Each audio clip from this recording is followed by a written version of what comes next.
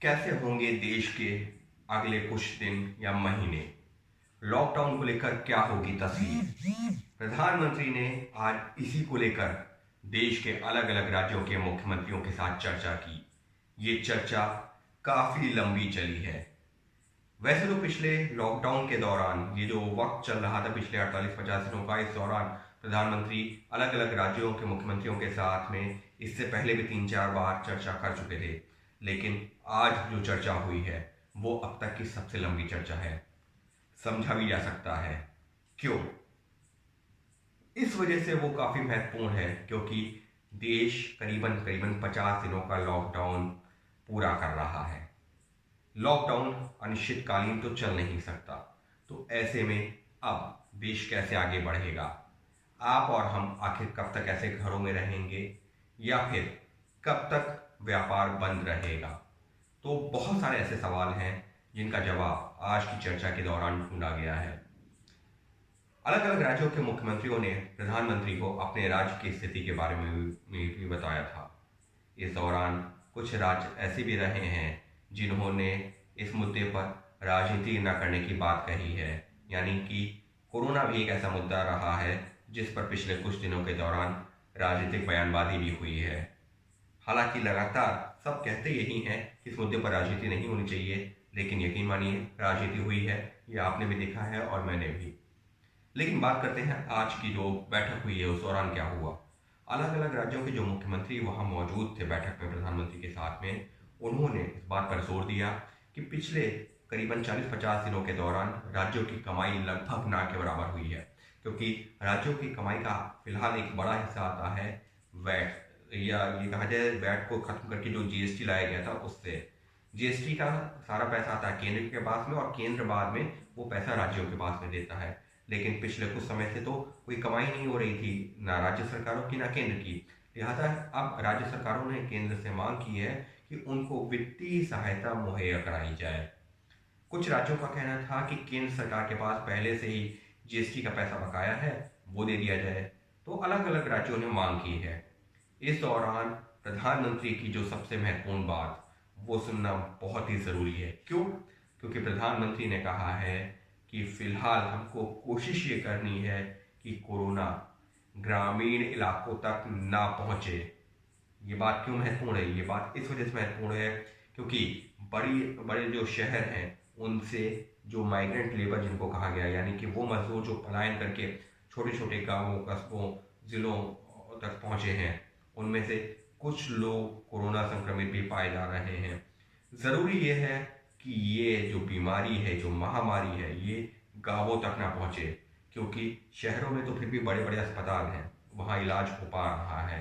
लेकिन गांवों में आज भी ये एक सच है जिसको हमको स्वीकार करना होगा कि उस तरह के इंतज़ाम नहीं है जैसे कि बड़े बड़े शहरों में है। और इस वजह से लगातार सरकारें इसी बात पर जोर दे रही हैं कि ये महामारी निचले स्तर पर गांवों तक ना पहुंचे।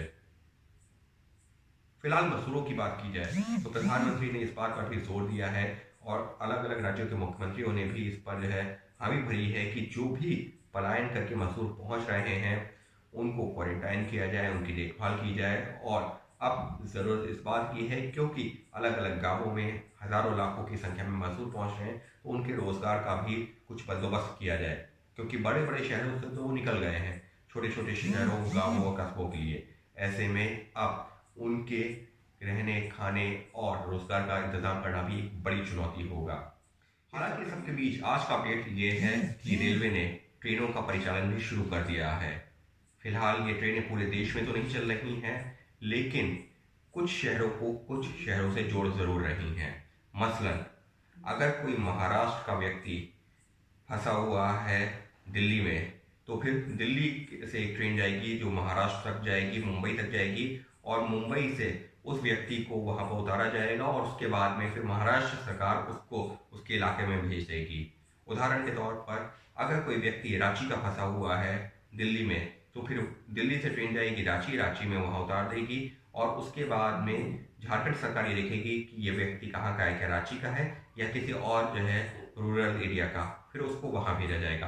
तो इस तरीके से शुरुआत की जा रही है, लेकिन ये ट्रेनें गिनी चुनी हैं। 30 ट्रेनें ऐसी हैं जो दिल्ली से आएंगी या फिर दिल्ली से जाएंगी। तो इस तरीके से इंतज़ाम किया गया है। इस सब के बीच में एक महत्वपूर्ण अपडेट आया है दिल्ली मेट्रो की तरफ से। दिल्ली मेट्रो ने भी अपनी तैयारी शुरू कर दी है, जिससे कि जब भी सरकार अनुमति देती है तो उसके बाद में जो परिचालन है वो शुरू किया जा सके। हालांकि वहाँ पर भी यकीन मानिए, पहले की तरह बिल्कुल तस्वीर नहीं आएगी। पहले जो दिल्ली मेट्रो में तस्वीरें आती थी कि लोग भरे होते थे तो ट्रेनें पूरी फुल होती थी, लेकिन अब ऐसा नहीं होगा, क्योंकि अब तस्वीर काफ़ी हद तक बदल जाएगी। खासी एहतियात बरते जाएंगे, खासी सावधानियां बरती जाएंगी। लेकिन ये जो पूरी चर्चा हुई आज प्रधानमंत्री की, और अब जो एक एक करके जानकारियां सामने आ रही हैं, फिर चाहे वो रेलवे की तरफ से हो, फिर चाहे वो एयरपोर्ट की तरफ से हो, या फिर मेट्रो की तरफ से हो, तो अब हर जगह से ऐसी जानकारियां आ रही हैं कि सभी लोगों ने, या ये सभी ऐसे विभाग जहां पर पब्लिक ट्रांसपोर्ट हो, इंडस्ट्रीज हो, मार्केट एसोसिएशन हो, उन सभी ने अपनी अपनी तरफ से तैयारियां शुरू कर दी हैं कि लॉकडाउन से जब ढील मिलेगी तो किस तरह से हालात को सामान्य किया जाए। लेकिन ये यकीन मान लीजिए कि हालात पहले जैसे तो फिलहाल अभी नहीं होने जा रहे। अगले कुछ महीनों में भी, जानकार तो ये भी कह रहे हैं कि अगले कुछ सालों में भी उस तरीके के हालात होने में वक्त लगेगा। तो फिलहाल कोशिश यही हो रही है कि लॉकडाउन से बाहर कैसे निकला जाए, और उसका तरीका बस यही निकल के आ रहा है कि ग्रेजुअल प्रोसेस, यानी कि धीरे धीरे करके आप उससे बाहर निकलिए, जिससे कि किसी भी सूरत में कोरोना से जो लड़ाई के लिए लॉकडाउन का फैसला लिया गया था, वो कोरोना संक्रमण गांवों तक ना पहुंचे और ज़्यादा ना फैले। तो फिलहाल ये कोशिश है, और इसमें आपकी और हमारी सहभागिता भी उतनी ही ज़रूरी है।